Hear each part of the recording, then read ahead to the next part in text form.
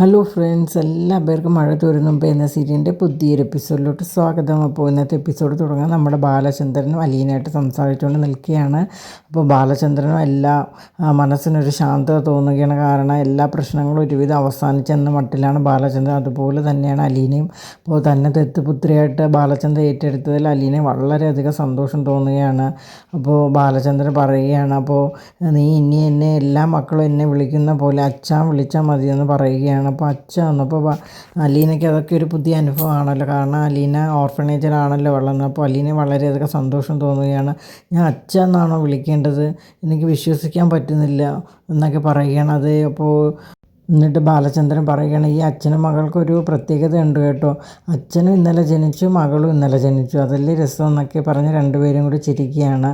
അപ്പോൾ നീ ഓർഫനേജിലായിരുന്ന സമയത്ത് ആരും നിന്നെ ദത്തെടുക്കാൻ വന്നില്ലേ എന്ന് ബാലചന്ദ്രൻ ചോദിക്കുകയാണ്. ഒരുപാട് പേര് വന്നിട്ടുണ്ട്, പക്ഷേ ബ്രിജിതാമ്മ ആർക്കും എന്നെ വിട്ടുകൊടുത്തില്ല.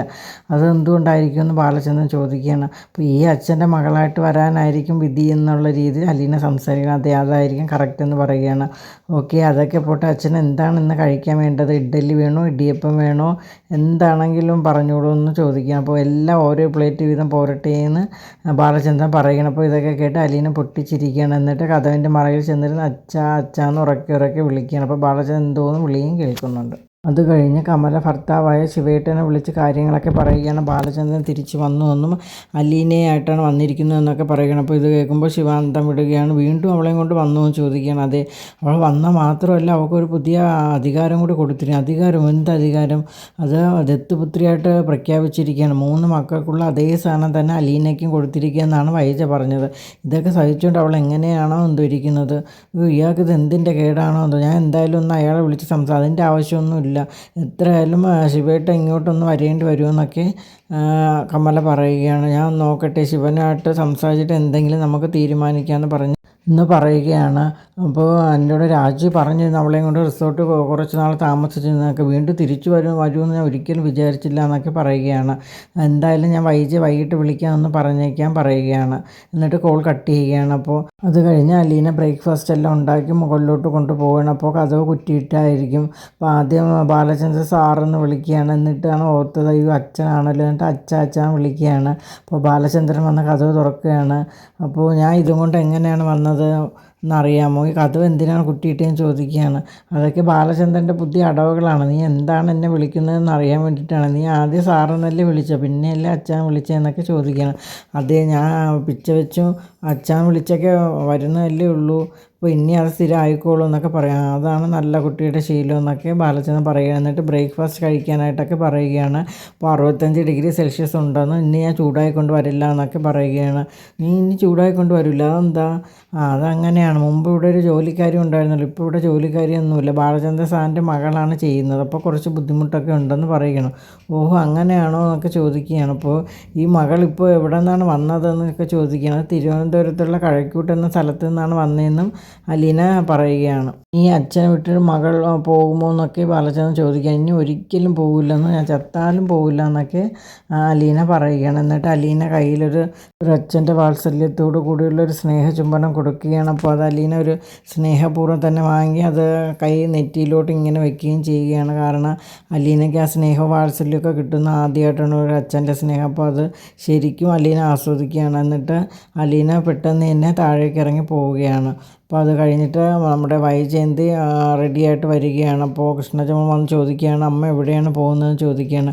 ഞാൻ എനിക്ക് ഇഷ്ടമുള്ളിടത്ത് പോവുകയാണ്, അതിന് നിനക്കെന്താ, പുറപ്പെട്ടു പോകുന്നതെന്നും അല്ലല്ലോ, സാധാരണ അമ്മ അങ്ങനെയാണല്ലോ ചെയ്യാറെന്നൊക്കെ ചോദിക്കുകയാണ്. അപ്പോൾ ഇവിടെ ആളുണ്ടല്ലോ, അപ്പോൾ പിന്നെ ഞാൻ പുറത്താണല്ലോ എന്നുള്ള രീതിയിലൊക്കെ സംസാരിക്കണം. അമ്മ എന്തിനാണ് അലീന ചേച്ചിയുടെ ഈ ദേഷ്യം കാണിക്കുന്നത്? ഇനി അച്ഛനെ കൊണ്ട് വെറുതെ പ്രശ്നങ്ങൾ ഉണ്ടാക്കരുത്, അമ്മ അടങ്ങിയിരിക്കുന്നതായിരിക്കും നല്ലത്.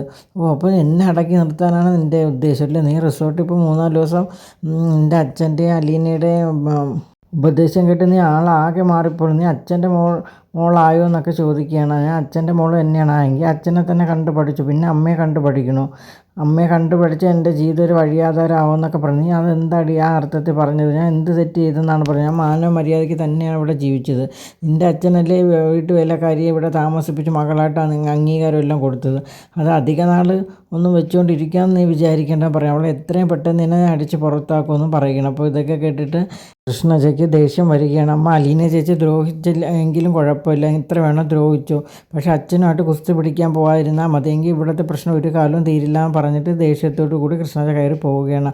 അപ്പോൾ അതെല്ലാം കേട്ടുകൊണ്ട് ഭവിത ഉണ്ടായിരുന്നു. അമ്മ അതൊക്കെ വിടാം, അവൾ അങ്ങനെയൊക്കെ പറഞ്ഞ് സാരമില്ല എന്നൊക്കെ പറയുകയാണ്. അമ്മ എങ്ങോട്ടാണ് പോകുന്നത്? അത് ഞാൻ മുത്തശ്ശിയും കൊണ്ട് ഹോസ്പിറ്റലിൽ പോവുകയാണ്. ഹോസ്പിറ്റലിൽ കാണിച്ചിട്ട് നേരെ കടപ്പാട്ടൂർ കൊണ്ട് വിടണം. അവിടെയല്ലേ അമ്മ നിൽക്കാനുള്ളത്. മാത്രമല്ല ഹോം നേഴ്സിന് എന്നുള്ള നിലയിലാണല്ലോ അവൾ ഇവിടെ നിൽക്കുന്നത്. ഇനി അമ്മയുടെ കാര്യങ്ങളൊക്കെ അവൾ അവിടെ ചെന്ന് നോക്കട്ടെ എന്ന് പറഞ്ഞിട്ട് വൈജയന്തി നേരെ മുത്തശ്ശിയുടെ റൂമിലോട്ട് പോവുകയാണ്. അപ്പോൾ നമ്മുടെ അലീന മുത്തശ്ശിയെ കുളിപ്പിച്ച് സുന്ദരി കുട്ടിയായിട്ട് അവിടെ ഇരുത്തിയിരിക്കുകയായിരിക്കും. അപ്പോൾ ചെന്നിട്ട് ഉടൻ തന്നെ അമ്മയുടെ ബാഗ് എവിടെയെന്നൊക്കെ ചോദിക്കുകയാണ്. എന്നിട്ടുള്ള ഡ്രസ്സുകളും എല്ലാ കാര്യങ്ങളും അതിൽ പിറകെ വെക്കുകയാണ്. അപ്പോൾ മുത്തശ്ശി ചോദിക്കുന്നത് നീ എന്താടി കാണിക്കുന്നത്, എന്നെ എങ്ങോട്ട് കൊണ്ടുപോകണമെന്നൊക്കെ ചോദിക്കുകയാണ്. അപ്പോൾ ഇനി അമ്മ കടപ്പാട്ടൂരിൽ നിന്നാൽ മതിയെന്നും ഇവിടെയുള്ള സേവനങ്ങളൊക്കെ ഇവിടെ ചെയ്തതൊക്കെ മതിയെന്നൊക്കെ പറയുകയാണ്. ഞാൻ കടപ്പാട്ടൂർ പോകണില്ല എന്ന് പറയുകയാണ്. അമ്മ അവിടെയല്ലേ നിൽക്കാനുള്ളൂ, ആ മക്കളല്ലേ അമ്മയെ നോക്കാനുള്ളത്, ഞാനല്ലല്ലോ, ഞാൻ അമ്മയുടെ മകളല്ലേ, അന്യാണല്ലേ ഇവിടുത്തെ കാര്യങ്ങളൊക്കെ നോക്കുന്നതെന്ന് പറയുകയാണ്. നീ എന്നെ കടപ്പാട്ടൂർ കൊണ്ടുവിടുന്നതിനെ കാട്ടി എന്നെ റോഡിൽ കൊണ്ടുപോയി വിടുക, അതാണ് നല്ലതെന്ന്, എനിക്ക് ചത്താൽ മതി എന്നൊക്കെ പറഞ്ഞ് മുത്തശ്ശി വളരെയധികം സങ്കടപ്പെടുകയാണ്. അപ്പോൾ ഇവളുടെ സേവനം ഇനി അവിടെ ആക്കിയാൽ മതി, ഇവൾ ഇനി അങ്ങോട്ട് വരുമെന്നൊക്കെയുള്ള രീതിയിൽ സംസാരിക്കുകയാണ്. അപ്പോൾ അലീന പറയുകയാണ് ഞാൻ ഇനി അങ്ങോട്ട് വരേണ്ട എന്ത് ഉദ്ദേശത്തിലാണ് മാഡം പറഞ്ഞത്? എനിക്ക് അങ്ങോട്ട് പോയി മുത്തശ്ശിയെ നോക്കേണ്ട ആവശ്യമൊന്നുമില്ല. ഞാൻ ഇവിടുത്തെ ഹോം നേഴ്സോ സർവൻറ്റോ ഒന്നുമല്ല, ബാലചന്ദ്ര സാറിൻ്റെ മകളാണ്. ഇതെന്നെ ദത്തുപുത്രിയെ ഏറ്റെടുത്തിരിക്കുകയും ചെയ്തിരിക്കുകയാണെന്ന് അലീന തറപ്പിച്ച് പറയുകയാണ്. അപ്പോൾ ഇത് കേട്ടിട്ട് വൈജയന്തിക്ക് ദേഷ്യം വന്ന് നിൽക്കുകയാണ്.